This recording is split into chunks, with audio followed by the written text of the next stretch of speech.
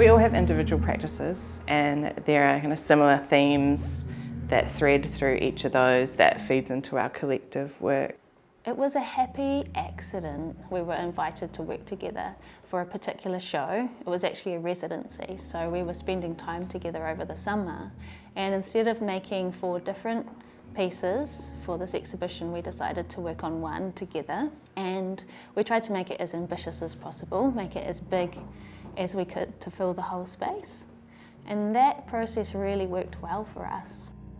When we first got together, we all had pretty solid lens-based practices and wanted to do something kind of hands-on, a bit separate from that, to separate our individual and collective practices. We're passionate about the same things, which I think we bring to this collective work. One of the starting points for us is often to connect with local museum collections and find an object in that collection that speaks to us or replicate a technique that our ancestors once used.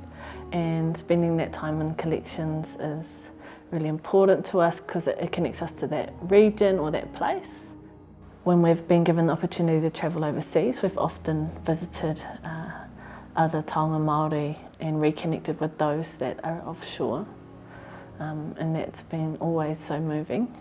Currently researching customary Māori weaving patterns that relate to water. So there's particular techniques that are used for making baskets for collecting seafood, or there's particular patterns and designs that go on canoes and paddles. A lot of the work that we research has a utilitarian basis, whether it's a whāriki, a mat that was used for sitting on, or a kawe, which was straps used for carrying things. So we don't really feel that there's any tension between the technologies or materials that our tipuna, our ancestors, would have used with the materials that we're using today. We like that our families and communities, when they walk into a gallery, might recognise those materials that they have at home in their garage. We like that those materials are being kind of played with within a different context.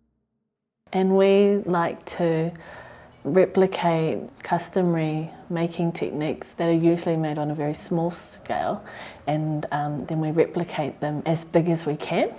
When given the opportunity to exhibit in public institutions, we like to take up a lot of space, really claim the space in those places where our people are often not represented or maybe feel uncomfortable entering. So when given the opportunity, we really want to claim that space as Māori wahine.